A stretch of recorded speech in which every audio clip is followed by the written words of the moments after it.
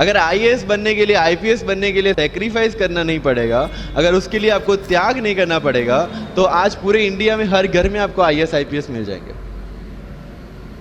So when you are entering into this game of UPSC or MPSC, make sure that you have to sacrifice anything which will take you to your goal.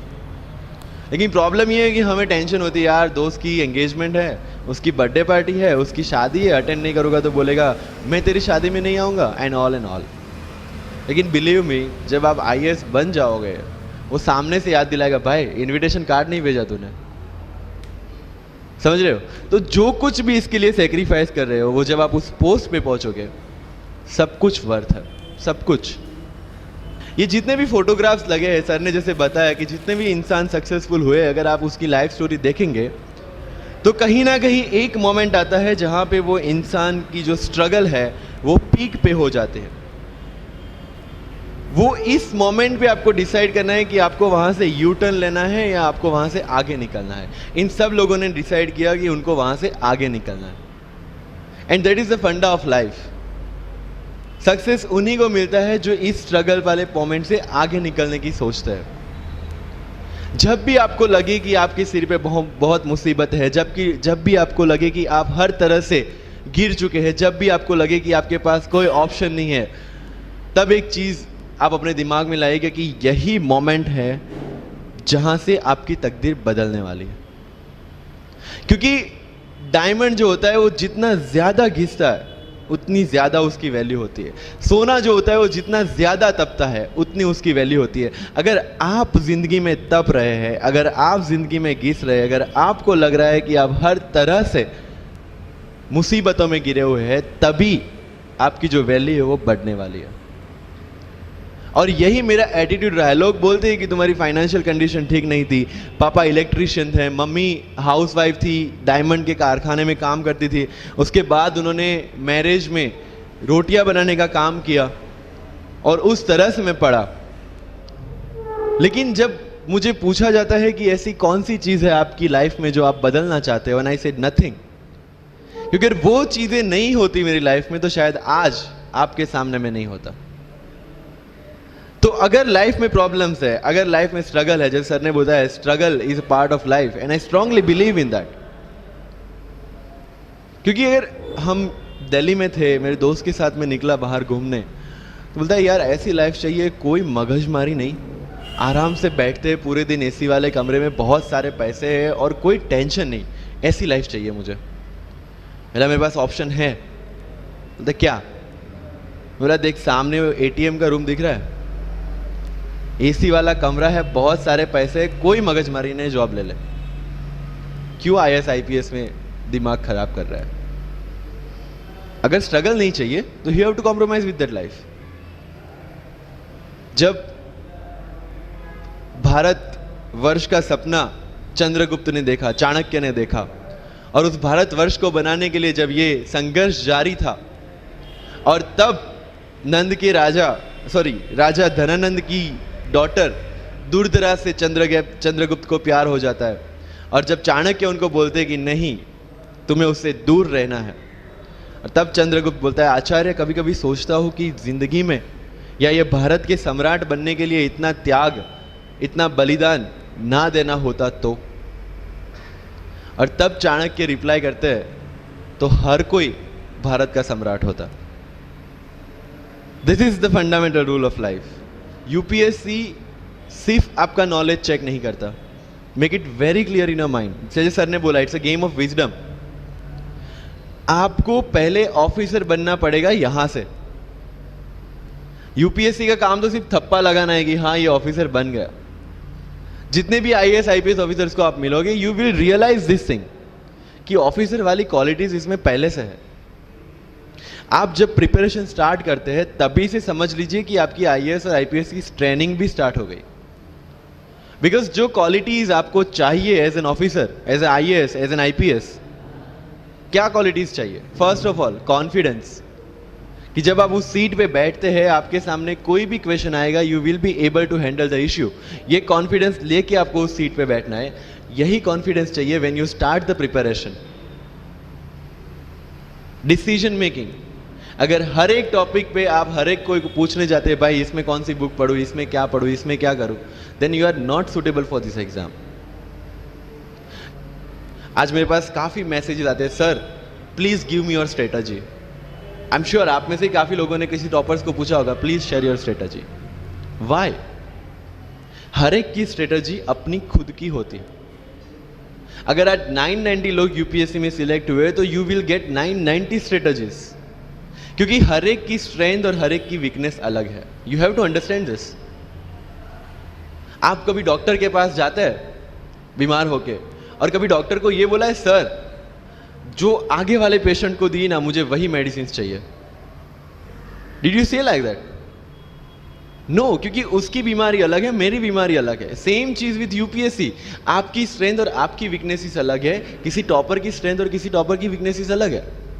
Why should I walk on the same path, जबकि मुझे पता है कि वो मेरे लिए बना ही नहीं। I have to create my own path.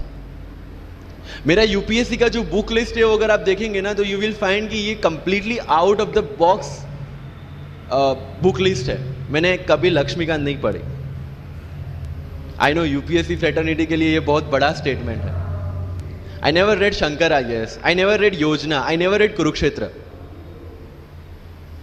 I didn't do writing practice for mains. मैंने मेंस में GS2, GS3, GS4 का एक एक पेपर, एक ऐसे और ऑप्शनल का एक एक पेपर लिखा है। That's all about my writing practice, because I knew what are my strength and what are my weaknesses. Mains में 3 चीजें होती है, handwriting, speed and content. When I was so sure about my handwriting and my speed, why should I waste my time on writing the papers? Instead of that, I focused on improving my content. Getting my point? So if you are the aspirant की जिसको लगता है कि 3 घंटे में मेरे से paper finish नहीं होता, then go for writing practice. Then write as much as you can because you need that. But किसी टॉपर ने 50 पेपर लिखे हैं, 3 टेस्ट सीरीज ज्वाइन किया है, इसलिए मुझे भी करना पड़ेगा। No, that's not the rule in UPSC. किसी ने ये टेस्ट सीरीज ज्वाइन की, मैं वहां चला गया, किसी ने वो टेस्ट सीरीज की, मैं वहां चला गया। No, you have to create your own path and this was the biggest part of my UPSC preparation. सुनो सबकी, करो मन की। This is applicability of your mind, क्योंकि आपकी स्ट्रेंथ, आपकी वीकनेस आपसे ज्यादा अच्छा कोई नहीं जानता। आपके पेरेंट्स भी नहीं, आपका सबसे क्लोज टीचर भी नहीं। आपको 3 बार चीजें पढ़ के समझ में आती है, किसी को 5 बार पढ़ के समझ में आती है, किसी को 1 बार समझ में आ जाती है। But I want follow the same path जो आगे लोगों ने फॉलो किया। वो मेरे लिए बना ही नहीं है। I have create my own path. Getting my point? Yes और no?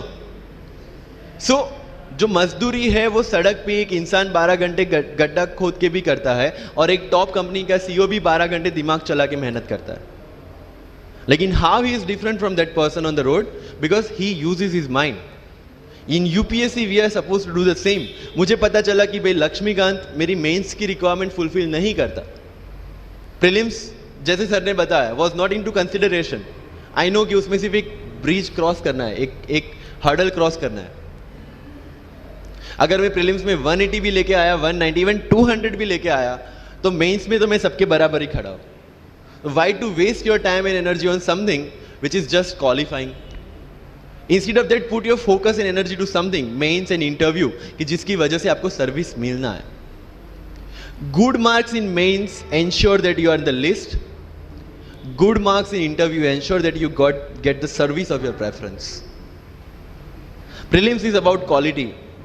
Mains is about quantity. Prelims में ऑलवेज मेरा टारगेट एक ही था, जो भी टेस्ट में देता था, जो भी मैं सॉल्व करता था, I just need to cross 120, that's all. जितना सेफली मैं 120 क्रॉस कर लेता था, I put the paper aside, क्योंकि आज तक यूपीएससी का कट ऑफ कभी 120 से ऊपर गया नहीं और जाने वाला नहीं है। That was very clear in my mind. So minimum risk लेके मैक्सिमम आउटपुट लेना वो प्रीलिम्स का काम था, एंड उसके लिए आपको सिर्फ प्रैक्टिस ही चाहिए। As sir said, there is no separate preparation for prelims. What I did, जनवरी तक मेंस ओरिएंटेड प्रिपरेशन, फरवरी से I started test series. Vajiram में जनवरी से टेस्ट सीरीज स्टार्ट हो जाती है। I started test series, I started revising the things, and then prelims आ गया, दे दिया, खत्म। सो मेरा स्ट्रिक्टली एक ही चीज़ आपको कहना है कि अगर आपका प्रीलिम्स जून में है तो मिड ऑफ मई तक सारी टेस्ट सीरीज खत्म कीजिए।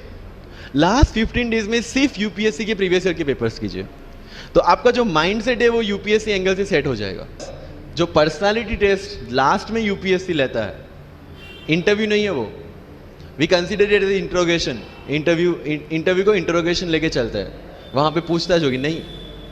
अगर यूपीएससी के इंटरव्यू में 10 में से 9 क्वेश्चन के आंसर भी आप सॉरी सर और sorry ma'am I don't know कह के देते हैं, उसका कोई इम्पैक्ट नहीं पड़ता। इम्पैक्ट पड़ता है वो 9 क्वेश्चन न आने का प्रेशर आप कैसे हैंडल करते हैं। आपके पसीने छूट जाते हैं या आप वही टेम्परामेंट के साथ इंटरव्यू कंटिन्यू करते हैं। मार्क्स उस चीज के, मार्क्स है आपकी सोच के।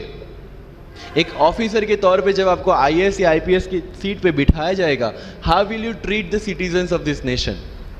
What will be your attitude to each and every person who is going to come and meet you? These things are being tested during UPSC interview.